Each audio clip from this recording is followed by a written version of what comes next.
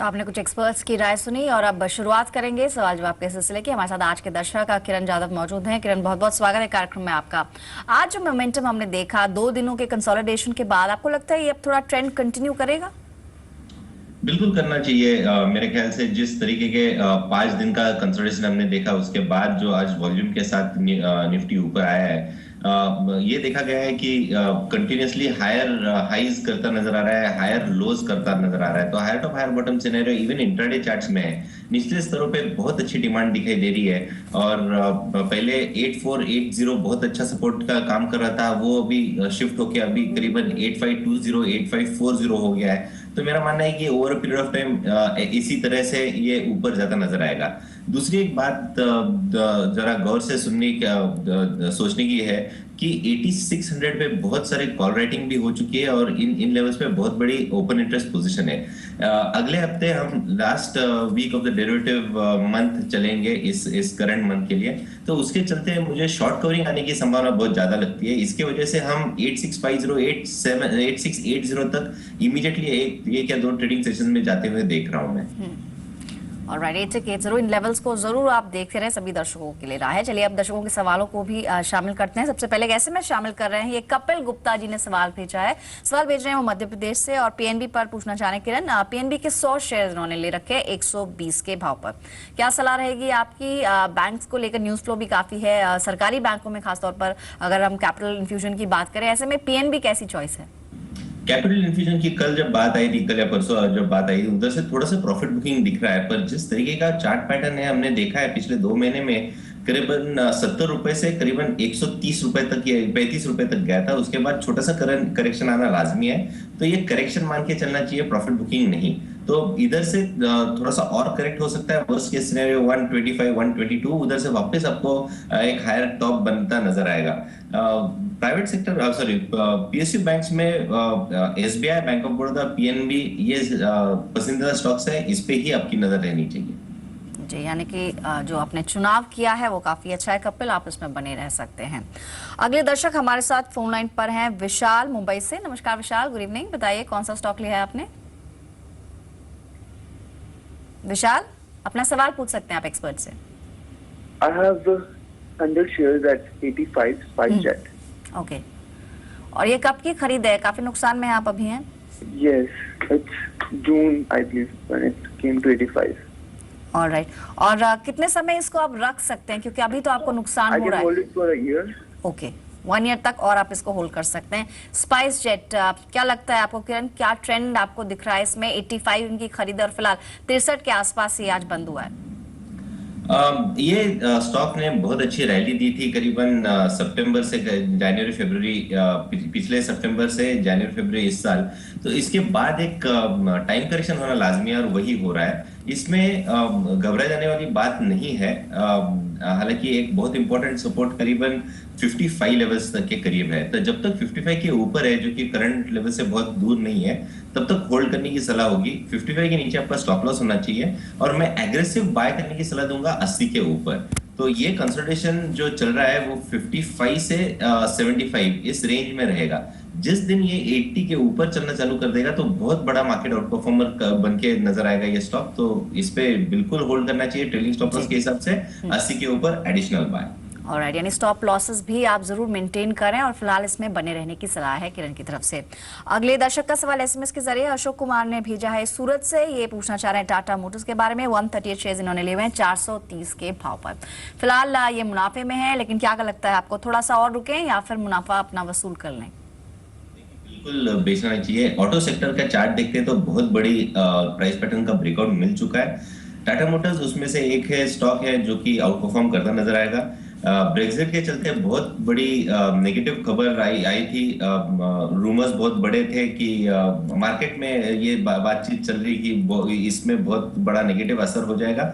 इसको खारिज करते हुए बुल्स ने ये स्टॉक को और ऊपरी स्तरों पे लेके गए। तो मेरा मानना है कि डिमांड बहुत ही स्ट्रांग है इस स्टॉक में। 500 का एक साइकोलॉजिकल रेजिस्टेंस है, पर ये ओवर पीरियड ऑफ टाइम निकलता नजर आ रहा है। और मेरे ख्याल से जो स्विंग टॉप था करीबन फरवरी 2015 का, करीबन 600 का, वो लेवल्स अगले 3-4 महीने में आते हुए देखेंगे, तो बिल्कुल होल्ड करना चाहिए। जो स्टॉक आप होल्ड करेंगे इसके लिए ट्रेलिंग स्टॉप लॉस बहुत जरूरी है, वो करीबन आपको 460 पे रखना बहुत जरूरी होगा। ऑलराइट, चलिए अगले दर्शक से बात करते हैं। अगले दर्शक हैं हमारे साथ बलराम, दिल्ली से मौजूद है। नमस्कार बलराम, बताइए कौन सा स्टॉक चुना है आपने? हेलो जी बलराम जी नमस्कार, अपना सवाल पूछें। नमस्कार मैडम। मेरा क्वेश्चन आपसे आंध्रा बैंक के लिए है। 500 शेयर है मेरे पास, 100 रुपये 50 पैसे के हिसाब से। ओके। इसका फ्यूचर करना चाह रहा हूँ मैं। ठीक है, क्या सलाह देंगे किरण? आंध्रा बैंक की बात की इन्होंने, इनके खरीद से थोड़ा सा नीचे है जरूर, तो क्या सही समय निकलने का है, या फिर जैसे आपने पीएसयू बैंक के बारे में कुछ देर पहले कहा, तो इलाहाबाद बैंक को कैसे देखेंगे? इलाहाबाद बैंक भी डेरिवेटिव डेटा देखते हैं तो अच्छा दिखाई दे रहा है, तो मेरा मानना है कि इधर से भी आपको एक ऊपरी स्तर आपको देखने को मिल जाएंगे। एक्सट्रीम शॉर्ट टर्म चार्ट में थोड़ी सी करेक्टिव रैली दिख रही है, पर सपोर्ट भी बहुत नजदीक है। अभी करीबन 76 के करीब ट्रेड करता नजर आ रहा है। 72 को बहुत अच्छा सपोर्ट है, जब तक 72 के ऊपर है तब तक कोई दिक्कत वाली बात नहीं है। वापस आपको इजिली ये 82 के ऊपर जाते हुए देखेंगे। ये भी एक स्टॉक है जहाँ पे हम हायर टॉप हायर बॉटम देख रहे हैं। तो हमने एक बहुत बड़ी रैली देखी है जून महीने में, जो कि 50 रुपीज से 82 तक चली गई है। परसेंटेज वाइज बहुत बड़ी रैली है, तो मेरा मानना है कि थोड़ा सा टाइम करेक्शन के बाद ये next leg of the rally चालू हो जाएगी। जी, तो चलिए आंध्रा बैंक को लेकर इन्होंने सवाल पूछा था और होल्ड करने की सलाह इनको दी जा रही है। अगला सवाल है अतुल शर्मा का, इस वक्त फोनलाइन पर मौजूद हैं। नमस्कार अतुल, बताइए कौन सा स्टॉक लिया है आपने? जी मैम, मेरे पास सुप्रीम इंफ्रा का शेयर है और अराउंड 500 और Okay. एवरेज प्राइस है उसका 104 का। तो मैं जानना चाहता था कि मुझे इसमें रुकना चाहिए या फिर मुझे निकल जाना चाहिए। अच्छा, आपने एवरेजिंग किया, यानी अलग अलग स्तरों पे आपने इसको खरीदा है। तो वैसे आपने जब Yes. इसमें एंटर किया था तब कितने समय का सोच के लिया था? मैंने ट्रेडिंग के लिए लिया था फॉर अराउंड 120 के टारगेट के लिए। ओके, लेकिन मैं अभी भी रुक सकता हूँ इसमें। ऑलराइट, चलिए टारगेट्स के और मैम आसपास एक जी और इसके चलिए अलावा मैं फिलहाल सुप्रीम इंफ्रा पर आज जान लेते हैं एक्सपर्ट की क्या राय है। 110 फिलहाल जो क्लोजिंग प्राइस है, लेकिन जैसा इन्होंने बताया टारगेट 120 का था, तो क्या थोड़ा सा रुके या फिर अभी निकल जाएं? मुझे लगता है रुकना चाहिए, क्योंकि जून 2014 को ये स्टॉक का रेट था करीबन 425। उससे कंसिस्टेंटली हम लोअर टॉप लोअर बॉटम करते आ रहे थे, और अभी करीबन अप्रैल 2016 से फर्स्ट टाइम 2 साल में हायर टॉप हायर बॉटम करना चालू कर दिया इस स्टॉक ने। हायर बॉटम करने के बाद ये स्टॉक अभी एक छोटे से नैरो ट्रेडिंग रेंज में चला गया है। करीबन 107 रुपए निचला स्तर है, 120 ऑन द हायर साइड। तो 120 एक छोटा सा रेजिस्टेंस है, बिल्कुल इधर बिकवाली नहीं करनी चाहिए। जरा सा धीरज रखिए, स्टॉप लॉस रखना चाहिए अभी के लिए, जो कि ओपन पोजीशन है उनके लिए करीबन 102 का। 120 के ऊपर जाए तो वापस एक बार खरीदी करने की सलाह होगी, और आपका टारगेट 162 होगा। तो बहुत बड़ी अपसाइड है इधर से, परसेंटेज वाइज बहुत अच्छा रिटर्न आपको मिलेगा। पर 120 के ऊपर ऐड किया तो रिटर्न ऑन इन्वेस्टमेंट भी आपका बढ़ता नजर आएगा। चलिए, तो फिलहाल बने रहने की सलाह आपको दे रहे हैं किरण, और जिन स्तरों पर आपने लिया है वो अच्छे लेवल्स थे, एवरेजिंग भी आपने की है, तो 120 के टारगेट्स आप अचीव कर पाएंगे। हमारे साथ एक और दर्शक है, मयूख हैं खड़गपुर से, इस वक्त फोनलाइन पर। नमस्कार मयूख, बताइए क्या सवाल है आपका? मयूख, आप सुन पा रहे हैं? चलिए, सवाल इन्होंने एसएमएस से भी शेयर किया है, तो जान लेते हैं। इन्होंने पूछा है नेस्ले के बारे में। 20 शेयर हैं इनके पास, करीब 5772 के लेवल्स पे इन्होंने लिया था।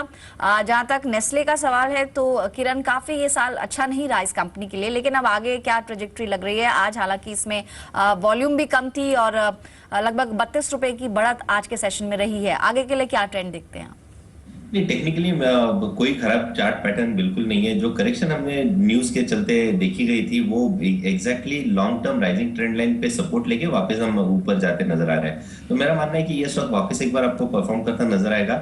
वैसे भी एफएमसीजी के अगर एफएमसीजी इंडेक्स देखते हैं तो उधर भी एक ब्रेकआउट हो चुका है। और अगर नेस्ले की बात करें तो जो करीबन मिड में से जो एक दायरे में, सीमित दायरे में कारोबार चल रहा था, 6400 on the lower side, 6600 on the higher side, उसका ब्रेकआउट आ चुका है।